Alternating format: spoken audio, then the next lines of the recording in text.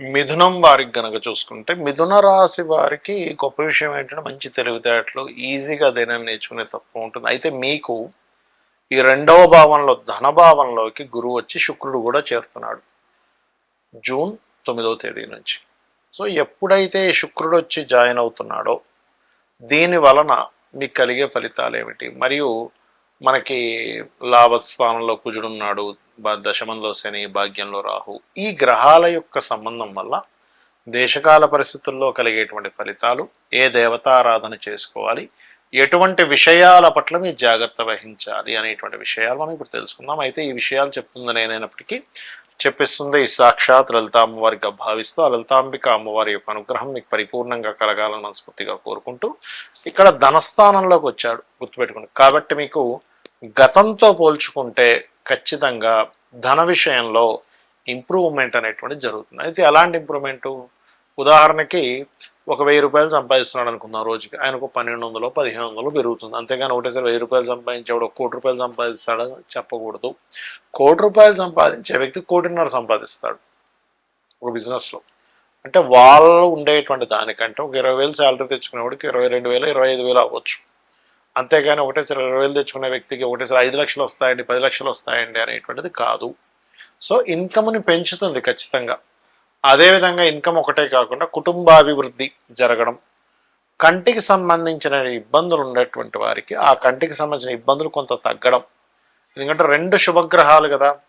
అలాగే కుటుంబ వ్యవహారాల విషయంలో, కుటుంబ అభివృద్ధి విషయంలో ఎవరైతే పాకులాడుతుంటారో వాళ్ళకి అది కలగడం, మరియు సప్తమాధిపతి అయినటువంటి గురువు దగ్గరికి శుక్రుడు వచ్చాడు కాబట్టి జీవిత భాగస్వామి విదేశాల్లో ఉన్నాడు అనుకో, అతన్ని చేరుకోవాలి.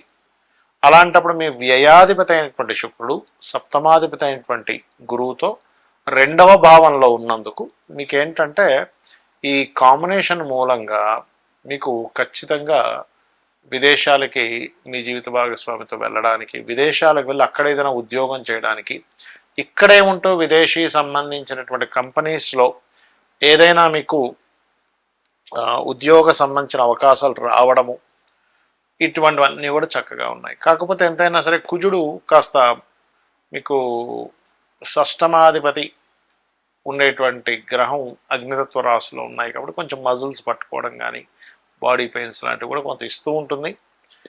కాకపోతే ఇక్కడ ఏంటంటే మీకు దశమ స్థానంలో శని ఉన్నది, కాస్త వర్క్ స్ట్రెస్ ఎక్కువగా ఉంటూ ఉంటుంది. దీని నుంచి మీరు బయటపడడానికి ఓం మాణిక్య మకుటాకార జానుద్వయ విరాజితాయ నమః అనే మంత్రాన్ని రెగ్యులర్గా రోజుకు 48 నిమిషాలు చేయండి, ఖచ్చితంగా బాగుంటుంది. మరియు మీరు నిత్యము చేయవలసింది కూడా లలితా సహస్రనామాల యొక్క శ్రవణము లేదా పఠనం చేయండి, అన్ని విధాలా బాగుంటుంది. మరి ఈ 2 గ్రహాల వల్ల దేశకాల పరిస్థితుల్లో ఎటువంటి ఫలితాలు వస్తాయి చూసుకున్నట్లయితే, మనం గతంలో ఎప్పటి నుంచో చెప్తూ వస్తున్నాం. ఈ కుజుడు అగ్నితత్వ రాశుల్లో ఉన్నాడు, శని మీనరాశిలో కూర్చున్నాడు, కర్కాటక రాశిలోకి వచ్చేటువంటి గురువు, ఇందులో గుడ్ ఉంది బ్యాడ్ ఉంది చెప్తాను. What is good and what is జాగ్రత్త అని చెప్పి చూసుకుంటే, ఇక్కడ జాగ్రత్త అనేటువంటిది నీటి ద్వారా వచ్చే సమస్యలు, వాహనాల ద్వారా వచ్చే సమస్యలు. ఎందుకు అంటే ఈ గురువు ఎప్పుడైతే మనకి కర్కాటక రాశిలో శని రాహు ఎనర్జీస్తో ఉన్నాడో, ఇది వాహన ప్రమాదాలని, నీటికి ద్వారా వచ్చేటువంటి విపత్తులని, యుద్ధ సంబంధించిన అంతా సమసిపోయే కదా ముగిసిపోయే అనుకున్నది మళ్ళీ పెరగడం. ఎందుకంటే మే 11 నుంచి ఎప్పుడైతే మనకి కుజుడు మేషరాశిలోకి వస్తున్నాడు, మే 11 నుంచి మీరు కనుక గమనించినట్లయితే ఇంకా ఏ యుద్ధము లేదనుకునేది మళ్ళీ మే 11 నుంచి మళ్ళీ పెరుగుతూనే ఉంటాయి కామన్గా.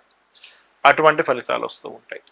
మరి మంచి ఏమిటి అంటే కొన్ని ప్రదేశాల్లో మనం చూడండి రియల్ ఎస్టేట్ ఆగిపోయింది, ఏంటోనండి ఇక్కడ పెరిగేటట్లేదు అనుకునే ప్రదేశాల్లో మళ్ళీ రియల్ ఎస్టేట్ పుంజుకుంటుంది. ఎందుకు కారణం ఏమిటి అంటే గురువు ఎక్కడైతే ఉన్నాడో న్యాచురల్ 4th హౌస్, ఆ సహజ చతుర్థ స్థానంలో ఉండేటువంటి గురువుకి శుక్రుడి యొక్క సంబంధం వస్తూ న్యాచురల్గా మనకి ఎవరికైనా సరే రియల్ ఎస్టేట్ బాగా పుంజుకోవడము అనేటువంటిది ఎవరి జన్మజాత చక్రంలో అయినా, వృశ్చికంలో కనుక కుజుడు ఉన్నాడు అనుకోండి అప్పుడు వాళ్ళకి రియల్ ఎస్టేట్ పుంజుకుంటుంది. అలాగే వృశ్చిక రాశిని ఏదైనా శుభగ్రహం చూసినా సరే పుంజుకుంటుంది. అయితే ఇక్కడ ఎప్పుడు కూడా మీరు అర్థం చేసుకోవాల్సింది ఏంటంటే, మీరు చాలామంది చూడండి, చాలామంది ఇబ్బంది పడుతున్నటువంటిది ఏమిటి, వాళ్ళ యొక్క జాతక చక్రం రీత్యా వాళ్ళకి అప్పులు అవ్వడమనో, రోగమనో, రుణమనో, శత్రుత్వాలనో ఏర్పడుతుంది, ముఖ్యంగా అప్పులు. అప్పుడు మీరు చేయవలసింది ఏంటంటే మీ లగ్నం నుంచి, అంటే మీ యొక్క జాతక చక్రంలో మీది మేషం నుంచి మీనం వరకు ఏ లగ్నం అయిందో చూసుకొని మీ లగ్నం నుంచి 6వ అధిపతి ఎవరో తెలుసుకోగలగాలి. ఇప్పుడు మేషానికి కన్యారాశి అవుద్ది 6వ స్థానం. మేషం, వృషభం, మిథునం, కర్కాటకం, సింహం, కన్య. 6వ భావంలో ఏ గ్రహం ఉందో ఆ గ్రహానికి సంబంధించిన దానం ఇవ్వండి. మేషానికి అయితే కన్య అవుతుంది, వృషభానికి అయితే తుల అవుతుంది, మిథునానికి అయితే వృశ్చికం అవుతుంది. అంటే మేషానికేమో మీరు పెసలు దానంగా ఇవ్వండి, వృషభానికేమో శుక్రుడికి సంబంధించినవి అంటే బొబ్బర్లు దానంగా ఇవ్వండి, లేకపోతే శనగలు ఇచ్చినా పర్లేదు, లాభాధిపతి కూడా పనిచేస్తాడు అక్కడ. మిథునానికి చాలా క్లియర్గా మీకు ఇక్కడ కందులు దానంగా ఇవ్వండి. మరియు అదేవిధంగా కర్కాటకానికి మీరు బొబ్బర్లు ఇవ్వచ్చు లేదా శనగలు ఇవ్వచ్చు. బొబ్బర్లు ఇంకా బాగా పనిచేస్తాయి, అంటే 6th లాట్ కంటే 11th లాట్ పనిచేస్తాయి. ఇక్కడ ఏంటంటే మన పూర్వజన్మలో ఉండేటువంటి కర్మ వల్లనే మనం అప్పులు పాలవడము, అనుకున్నది సాధించలేకపోవడము, ఇబ్బంది పడడం జరుగుతూ ఉంటుంది. ఈ రకంగా ప్రతి లగ్నానికి వాళ్ళ యొక్క పంచమాధిపతికి సంబంధించిన ధ్యానము, మంత్రము చేయడము, 6వ అధిపతికి సంబంధించిన దానం ఇవ్వడం చేయాలి. అప్పుడు బ్యాలెన్స్ అవుతుంది అనమాట. ఆ రకంగా సింహం వారు అనుకోండి, వాళ్ళు ఎక్కువగా పెసలు దానంగా ఇవ్వడం, శనగలు నువ్వులు దానంగా ఇవ్వడం, పెసలు నువ్వులు దానంగా ఇవ్వడం, మరియు అదేవిధంగా ఈ యొక్క కన్యారాశి వారైతే బియ్యము దానంగా ఇవ్వడం, నువ్వులు దానంగా ఇవ్వడము, మరియు అదేవిధంగా తులారాశి వారైతే శనగలు మరియు గోధుమలు, వృశ్చికం వారైతేనేమో కందులు, పెసలు, ధనస్సు వారైతేనేమో బొబ్బర్లు ముఖ్యంగా దానంగా ఇవ్వాలి.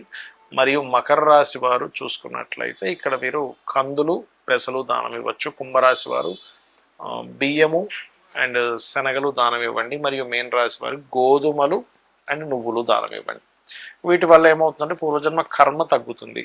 మనము ఏ పని చేయాలన్నా మన పూర్వజన్మ కర్మ అనేటువంటిది అడ్డుపడుతూ ఉంటుంది, గుర్తుపెట్టుకోండి. అది ఎక్కువగా ఉంటే, పాపకర్మ ఎక్కువగా ఉంటాయి. పుణ్యకర్మ ఉందనుకోండి, అదే మీకు తోడ్పడుతూ ఉంటుంది. కాబట్టి ఈ దేశకాల పరిస్థితుల్లో వచ్చే కాలంలో కాస్త ఈ రోగాల బారిన పడేటువంటి కాంబినేషన్స్ నడుస్తున్నాయి. కాబట్టి గురువు కర్కాటక రాశిలో ఉండడం అనేటువంటిది, అయితే దీనివల్ల బంగారం కూడా విపరీతంగా పెరగడం, ఫ్లక్చువేషన్స్ అవ్వడం, ఇవన్నీ కూడా ఉంటాయి, ఉండవని కాదు. కాకపోతే ఇక్కడ ఏంటంటే కొంచెం మీరు నీరు తాగేటప్పుడు కాచి చల్లార్చిన నీరు తాగడము, మరియు మీ జన్మజాతకంలో ఇప్పుడు మనం చెప్పుకుంటూ ఉన్నాం ఈ గ్రహం మారడం వల్ల ఇటువంటి రిజల్ట్స్ వస్తాయి, ఈ గ్రహం మారడం వల్ల, ఏ గ్రహం అయితే మారుతుందో గుర్తుపెట్టుకోండి. ఎప్పుడు కూడా మీ జన్మజాతకంలో మీరు అర్థం చేసుకోవాల్సిన విషయం ఏంటంటే గోచారంలో ఏ గ్రహం మారితే ఆ గ్రహానికి సంబంధించిన దానం ఇవ్వండి. ఏమండి మేము ఉన్న ప్రదేశంలో దానం తీసుకునే వాళ్ళు లేరు, గోవుకి తినిపించండి పర్లేదు. అలా కాకుండా దానము తీసుకోవడానికి లేరు, గోవు తినిపించుకోవడానికి మాకు గోశాల లేదు, ఎక్కడ గోవులు కూడా ఉండవు, మేము ఉండేటువంటిది ఏదో సౌదీ కంట్రీస్లో ఉంటున్నాం అనుకున్నప్పుడు మీరు చక్కగా కూర్చొని ఆ గ్రహ అధిష్టాన దేవతను ధ్యానం చేయండి. అంటే ఇప్పుడు రవి మారాడు సూర్య భగవానుని, చంద్రుడు మారాడు రాజరాజేశ్వరీదేవి అయి నమః అని, కుజుడు మారాడు ఓం స్కందాయ నమః, బుధుడు మారాడు ఓం విష్ణవే నమః, గురువు మారాడు ఉదాహరణకి, అప్పుడు ఓం దత్తాత్రేయాయ నమః, శుక్రుడు ఓం శ్రీమాత్రే నమః, శని నమఃశివాయ లేదా ఓం ఆంజనేయ స్వామి నమః, రాహువు మారాడు అనుకోండి, రాహుకేతు ఇప్పట్లో మారట్లేదు, మనకు నవంబర్లో మారుతాడు, అప్పుడు ఓం దుర్గాయ నమః, ఓం గణాధిపతయ నమః. దీనివల్ల ఏమవుతుందంటే గ్రహ మార్పు వల్ల మీకు కలిగేటువంటి చెడు జరగకుండా మంచి జరుగుతుంది. శ్రీమాత్రే నమః.